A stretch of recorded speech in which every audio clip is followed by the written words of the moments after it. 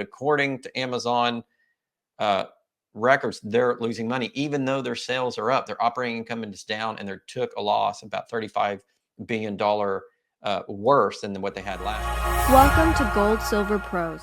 Searching for the best precious metals deal?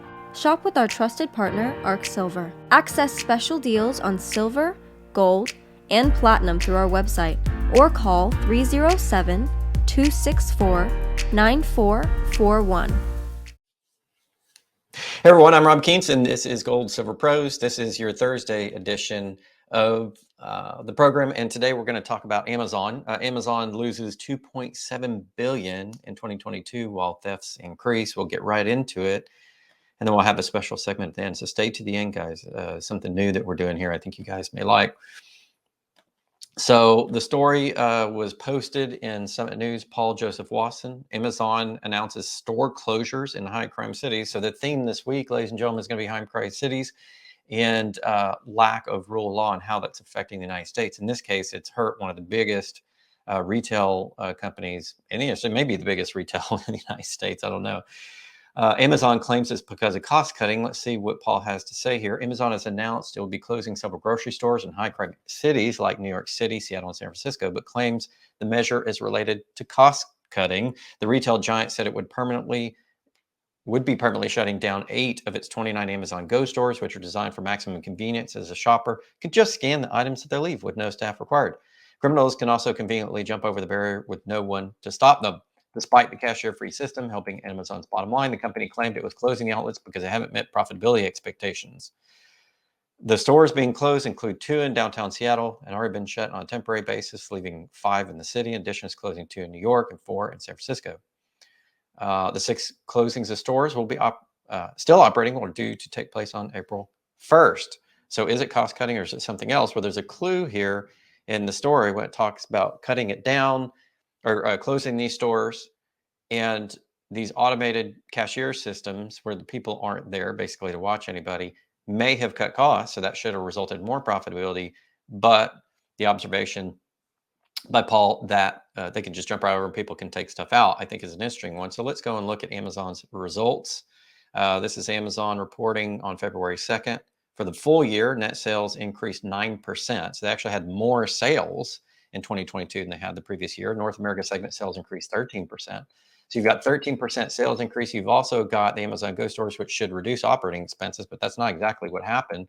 Operating income decreased to $12.2 billion in 2022, and the net loss right here was $2.7 billion in 2022, or 27 cents per diluted share, compared with a net income of $33.4 billion per diluted in 2021. So that is a swing of about 36 billion to the negative side from last year. That's pretty darn big. And a story on CNN, we have here, New York Police Department. Oh, we're going to go over those cities. So in here, he was talking about example cities like New York City, Seattle, and San Francisco. So I looked up the crime stats. Let's look at that. According to CNN for New York Police Department data shows that since January, New York City has seen an over 17% drop in shootings and 12% in homicides. However, New York PD crime statistics report also notes that as December 18th, overall crime this year in major categories, including robbery, assault, burglary, grand larceny, murder, and rape, has increased by 23.5% since last year.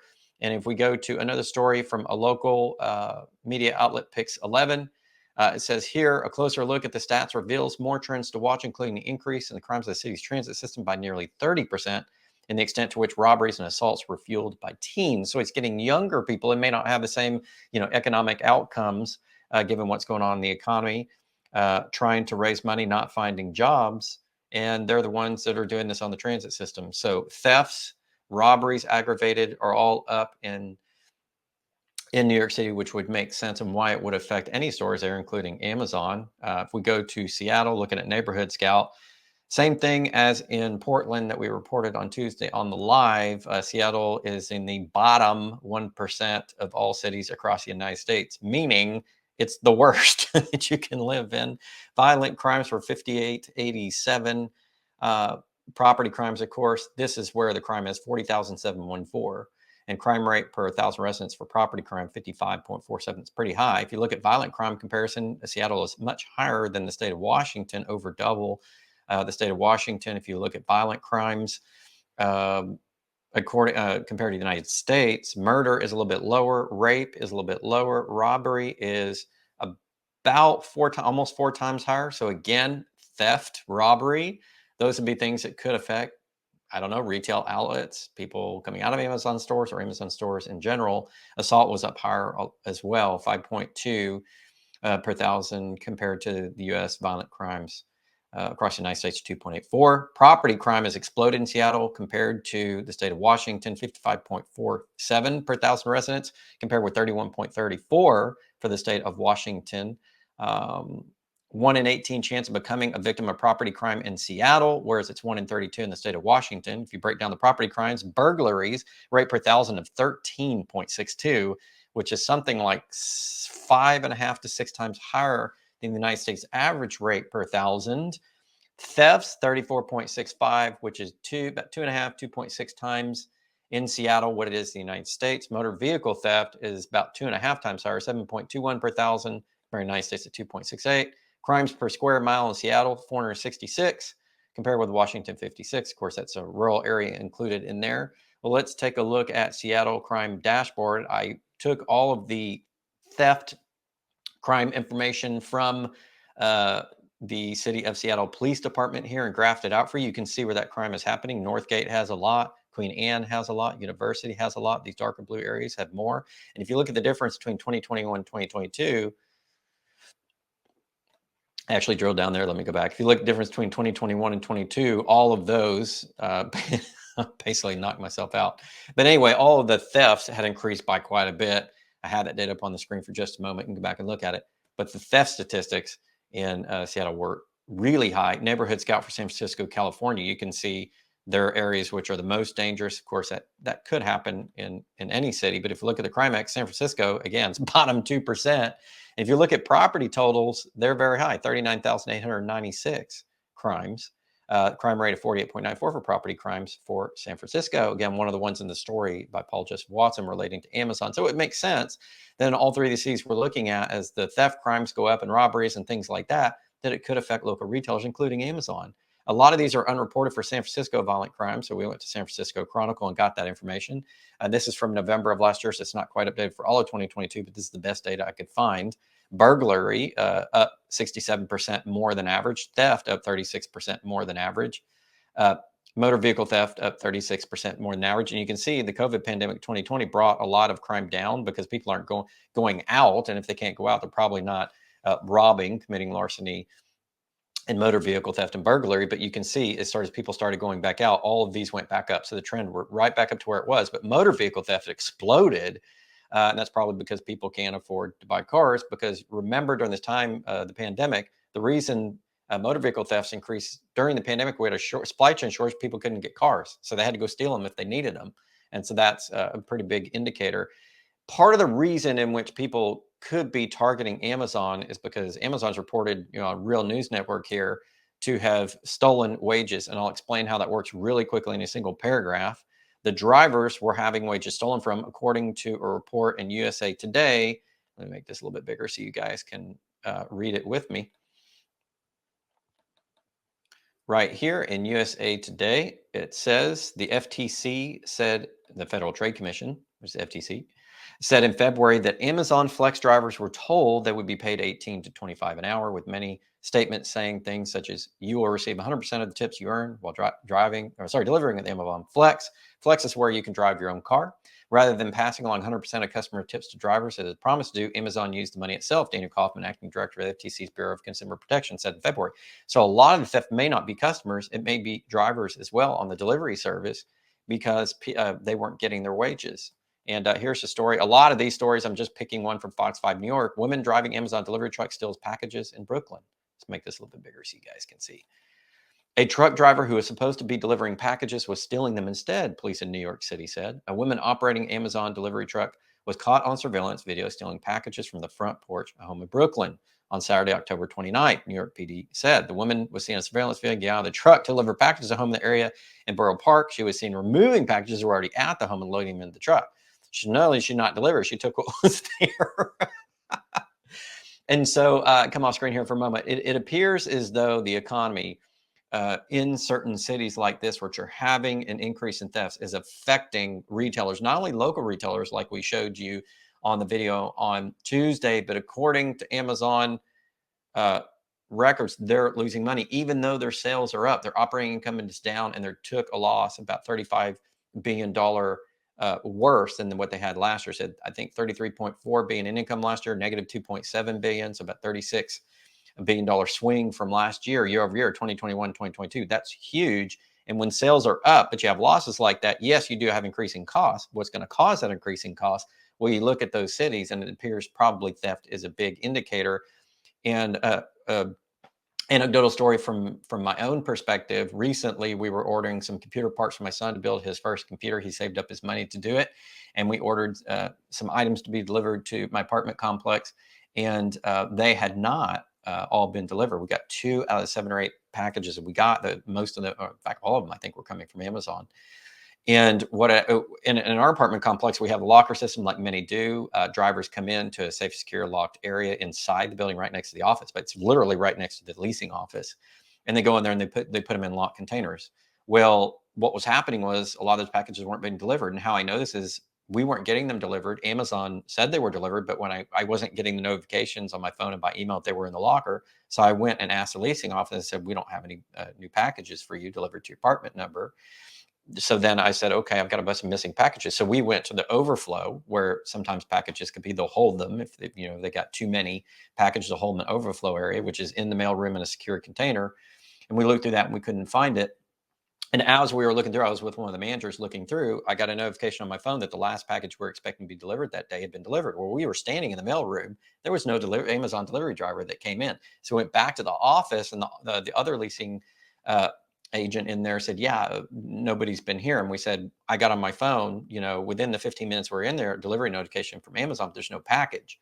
And we looked at their locker delivery system, and there was no indication from our apartment number that Amazon had tried delivery at any point in the day. So we knew Amazon driver had marked it delivered. It wasn't delivered. Whether or not they actually showed up and, on that particular package, doesn't seem like. Maybe they just drove by and then never delivered it.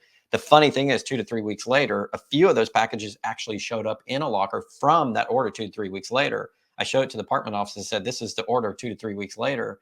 And we got a couple packages. Now, most of the packages didn't come, but apparently Amazon driver maybe delivered stuff that they didn't, want.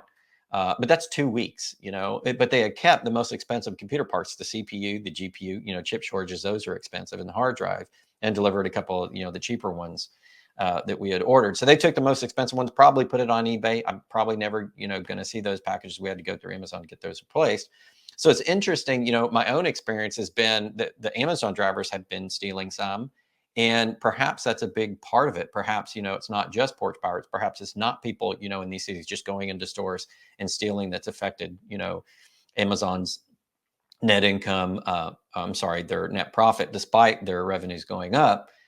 It could be Amazon drivers themselves rebelling against the company for taking the tips that they were supposed to receive from customers from their drivers. So that could be one order effect there, combined with the fact that these cities are seeing explosions, that where the stores are closing are seeing explosions in theft, and that's starting to affect it. And that just goes to show, when you don't have the rule of law, you don't have proper police enforcement, you don't have proper, safety controls in place, what can happen there is that thefts go up, burglaries go up, robberies go up. And we're seeing that, across the nation, not only in Portland, but some of these other cities. And that could have really been affecting what, the nation's largest retailers. I find that pretty interesting story. I thought you guys may be interested in that. All right, now for the special segment that we were talking about, we wanted to spend a little bit of time you're going over some people with small businesses. So I offered last week, if you guys had a small business and you want us to talk about it, we'll put it on the program, free of charge, of course, to help out small business owners, because I know the economy is really tough right now. And for small business owners, with the expenses that we have, it can be very difficult to make a profit. This is something that I have to deal with as well in my business. And so definitely we want to help out as many small business owners as we can. So we're doing our best to do that. So we have 3 different businesses that, 2 businesses and a church that we'd like to talk to you about today. People that email me, take me up on my offer. And I'll go ahead and put these up on screen. The first one is going to be the Line in the Sand Church. This one comes to me from Pastor Benjamin. It's a Line in the Sand Church at Hickory, North Carolina. you can go to their website, lineinthesandchurch.com. And I believe that this is going to open in May. So if you're interested in Hickory, North Carolina, of finding a new church, you definitely can go to the Line in the Sand Church. And let's see if I can scroll down. So we go here. Yeah, that's right. Church launch, May 21st, Sunday, 6 p.m. Meet in the Teen Center at the YMCA. Thank you, Pastor Benjamin, for passing that along. Happy to provide people information on that. The next one is going to come from Tom Sykes. And let me put up on the screen what Tom Sykes has for us. He makes these really cool tools, and they're absolutely beautiful. I'm going to show you separate pictures. It's let me read his email. He says, Robert, I'd like to take advantage of your offer for advertising for small local businesses. I make handmade wildland firefighting tools. At this time, it is very difficult because of my price point competing against the Chinese-made tools. I could use any advice that you could give me. Thank you for your time and consideration. Well, Tom, we're happy to help you out here by advertising your service. And we're going to read a little bit here about these tools. This is a gorgeous handmade tool. Look at that. And this is at p2firetool.com. It says here that the Pulaski is a special hand tool used in wildland firefighting and trail building. The tool combines an axe and an adze in one head, similar to that of a cut-o-matic, with a rigid handle of wood. The Pulaski is a versatile tool for constructing fire breaks, as it can be used to dig soil and chop wood. The invention of the Pulaski was credited to Ed Pulaski in 1911, although a similar tool was first introduced in 1876 by the Collins Tool Company. Ed Pulaski was famous for taking actions to save the lives of a crew of 45 firefighters during the disastrous August 1910 wildfires in Idaho. His invention or reinvention of the tool that bears his name may have been a direct result of the disaster, as he saw the need for better firefighting tools. The Pulaski came into wide use by the Forest Service after 1913, and in 1920, the Forest Service began contracting for the tool to be commercially manufactured. This is beautiful, and I actually want to show you guys some of the tools. He sent me some pictures of some of his tools, and are absolutely gorgeous. We're going to do that real quick. As we go, here we go. We'll get to the photo share and make sure that's up on screen. It is. And so here's one of the beautiful tools. Again, p2firetool.com. That's one. There it is without the handle, and then finished with the handle. And it's really nice. You get a nice little weld there. It looks like it's really nicely cut and manufactured. I'm no expert, but that looks like an absolute beautiful tool. And if you guys are wanting to buy American and support, American-made tools, American-made businesses instead of some of the, overseas, definitely look at p2firetool.com. Last one is from Lee Wayman. Lee Wayman has a stump grinding service. Let's see if I can get back there. Okay, his stump grinding service is in Hampton, Virginia, 23663 zip code, established in 2003. Lee says, I own and operate machines that turn tree stumps into mulch after the main part of the tree is removed. It's called the Beaver Stump Service. You can reach him at number 757-268-1109. That is 757-268-1109. You can reach him by email at Hunter Wayman, that's Hunter, Wayman, W-A-Y-M-A-N, spelled just like it sounds, at yahoo.com. Hunter Wayman at yahoo.com to reach Beaver's Stump Service. Lee Wayman owns that. He says, P.S. As someone new in the markets of metals, I would like to see a chart of definitions. He's got a bunch of definitions here, M1, M2, SLV, CFTC. It says, I know some definitions, but could use a cheat sheet. That's a really good idea. What we may try to do is put together a glossary of terms for you at some point in time, if we have time to do that, to help explain it. Other thing that I would suggest is go to Investopedia and type in those terms. Investopedia will give you great, easy to understand definitions for first-time investors, along with a bunch of information about them, maybe some charts and some stuff to help illustrate. That's a place I always recommend people to go. If you're new to investing, you're trying to learn terms, Investopedia is a wonderful place to go, and it can help you define those terms as well. Thank you so much, Lee Wayman, Tom Sykes, and Pastor Benjamin, for sending over your businesses and your church for us to read on air. Happy to do that for you guys. If anyone else across the country needs a little bit of help in advertising their local business, we're happy to do that, as long as, it is a legitimate operating business, or church in this case, if you wish, or also a nonprofit, if you, want us to talk about that as well, to help out your nonprofit. And of course, we'll have standards for doing those. Okay, no strip clubs, things like that. But anything else, I'm perfectly fine with. We'll put on air, and happy to help people that need a little bit of help in these times. This economic situation definitely has been challenging. And what we want to do is help those good people around the United States who are serving their communities by providing good products and services, to reach out to their communities. So please send those request to robert@goldsilverpros.com, and I may choose to put that on the air for you. This is going to wrap it up, guys. This week has been all about the situation that we have with some of the deteriorating conditions in certain parts of the country that have had some economic issues, and therefore had thefts, robberies, burglaries, and stuff have increased. A lot of that is because of inflation. A lot of that is because of supply chain problems. A lot of that is because of joblessness and things like that. It happens when you get into tough economies. And of course, we're seeing even at big giants like Amazon, which is why we want to do an episode on that. I do recall about 6 or 7 months ago, a friend of mine came on the air, Chris Galizio, money manager, and said Amazon could be in trouble because they were only making profit basically out of their cloud services unit. The rest weren't making a lot. And now there's additional pressure on the retail unit as well, due to some of these high crime areas and even some employee thefts as well, which is very interesting. We'll have to see what happens to Amazon as we continue forward on to 2023, see if they make a rebound or see if the deteriorating economic conditions of some of these larger cities tends to continue to affect Amazon's bottom line, and whether or not we see more reports of Amazon drivers taking packages as well. All right, this is going to do it for today, everyone. Thank you for joining. This is Rob Quincz. This is Gold Silver Pros. Hey, thanks for watching. We selected these videos just for you. Check them out. And remember, $4.99 a month keeps the lights on and the channel going. So join our Gold Silver Pro supporter membership. We appreciate your support. Keep stacking.